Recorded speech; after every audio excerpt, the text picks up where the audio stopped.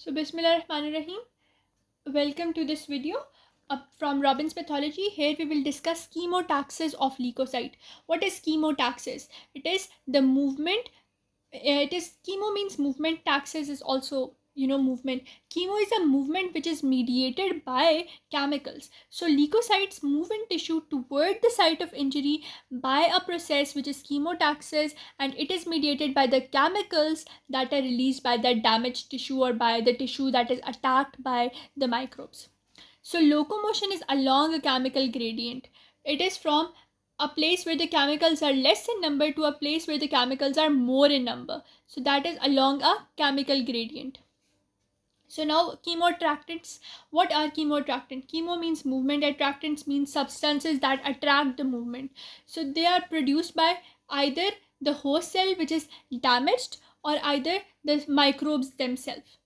So in response to either tissue damage or to infection, when we were discussing the cause of inflammation, I told you that inflammation can be caused by either microbes or either by the damaged tissue. So the chemoattractants are either produced by microbes, either produced by the damaged tissue. So chemoattractants can be bacterial products, they can be cytokines, they can be components of complement system like the protein C3b, like this one C5a, and products of lipooxygenase pathway, which are arachidonic acid metabolism, particularly LTB4. So if you want to remember a whole of this mechanism, you have to remember this mnemonic, that is BCCP. These are the chemoattractants. One, bacterial toxin. C, cytokine. Another C, complement protein. That was C5a. And P is product. Which product? Product of lipooxygenase pathway, that is LTB4. So BCCP is the mnemonic for the chemoattractants. Now what will the chemoattractants do? They will bind to the glycoprotein receptors or GPCR receptors on the leukocyte. So this chemoattractant, it will come, it will attach to this particular GPCR receptor which is present on the leukocyte, and it will activate the second messenger. That second messenger will now induce the actin molecule. Actin is a contractile molecule. So this actin molecule will be polymerized. Increased amount of leading edge on the cell. Leading edge is like, for example, this is a cell. So a leading edge will be produced, and localization of myosin filaments at the back. So at the leading edge, actin filament will be produced and myosin will be produced at back. So what will it do? It will allow the contraction of the whole cell. So you can see at the leading edge actin, at the back end we have myosin. What actually happens, that actin is pulled towards myosin. So what will it do? It will have a backward motion, and this backward motion will allow the movement of the leukocyte towards the site of injury. So this movement is majorly by extending filopodia that pull the back of the cell in the direction of extension. This back now is pulled because myosin is at the back. So that myosin is pulled towards actin. That when the myosin is pulled toward the actin, the cell moves forward. So this is how it takes place. So this was myosin, this was actin. Myosin moves toward actin, cell moves forward. Similarly, myosin moves toward actin, cell moves forward. So this is how, by the means of filopodia, it will move forward. Now leukocytes, they migrate toward the inflammatory stimulus in the direction of the locally produced chemoattractants.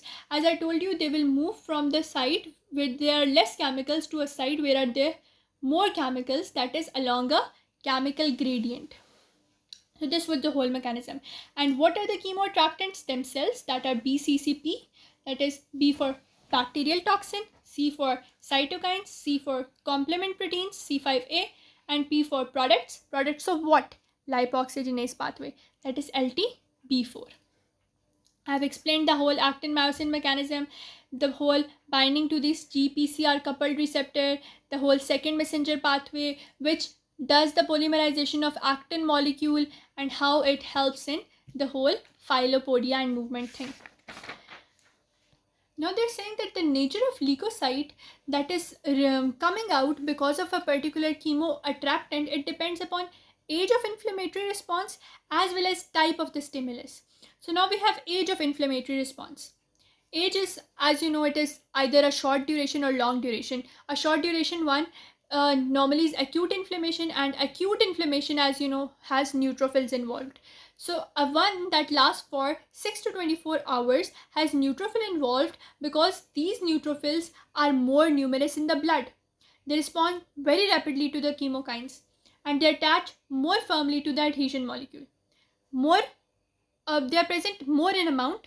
They move very rapidly and they attach more firmly. So more in number, move rapidly, and attach firmly. This is their qualities that due to which they are available in 6 to 24 hours long reactions. But once they enter the cell, they remain there for like 24 to 48 hours.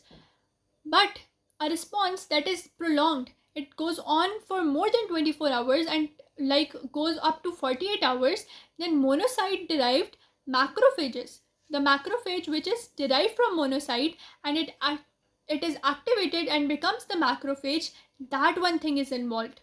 Why is it involved?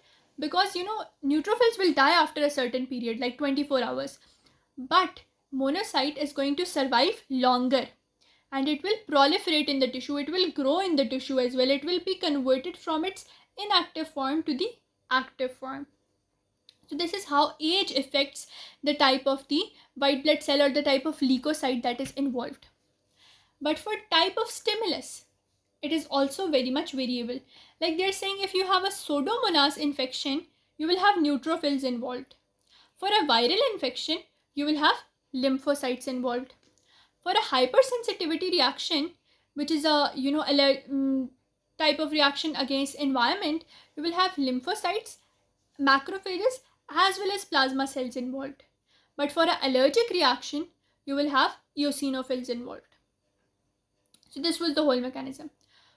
You can remember PN, Pseudomonas, neutrophils. VL, viral, you have lymphocytes. For hypersensitivity, you can remember it's a chronic one. So it will have lymphocyte, it will have macrophages, it will have plasma cell as well. So hypersensitivity is chronic. But for allergic, you always know it is either involving eosinophils or immunoglobulin E. So now this is how age and how the type of stimulus affects the type of white blood cell being involved in the reaction. Now we are going to deal with treatment.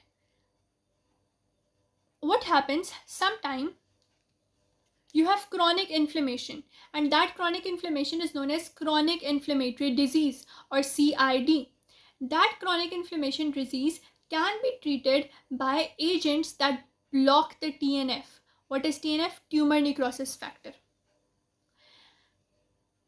Similarly, in testing phase, you have antagonist of leukocyte integrin. What is integrin? If you have watched my previous video, you know the integrin molecule, it was allowing the firm adhesion.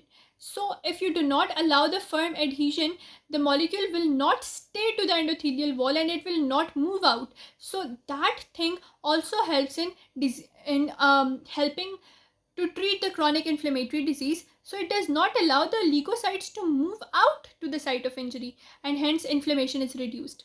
This is under testing. But one that works for here, that is TNF.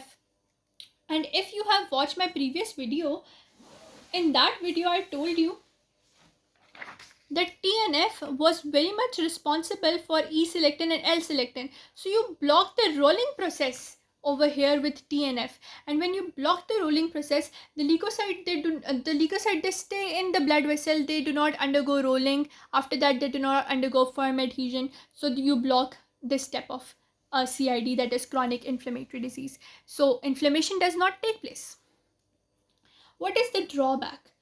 Because you are blocking the TNF, you are blocking this integrin thing. What will happen now? If a genuine infection is present, what will happen? Your body will not be able to counteract that infection. So you always have a drawback. You will be more susceptible to infection, you will be more susceptible to cell damage. But it can be used in the treatment of gout, like chronic inflammatory diseases. So with that, we are done with chemoattractants. The mnemonic for them was BCCP, the bacterial toxins, the cytokines, the complement system, and the products of lipooxygenase pathway. And the type of the leukocyte or the type of white blood cell involved, it depends on age, it depends on the type of stimulus. And we also did the treatment of chronic inflammatory disease. That was the plus point. And its drawback, which is it compromises the body's natural ability to kill the microbes, because now inflammatory process has been blocked, either at the rolling process or either at the adhesion process. With that, we are done with the video. Please like, share, and subscribe to my channel, and we will meet in the next video. Where we will be discussing another topics from Robin pathology, that is phagocytosis, inshallah.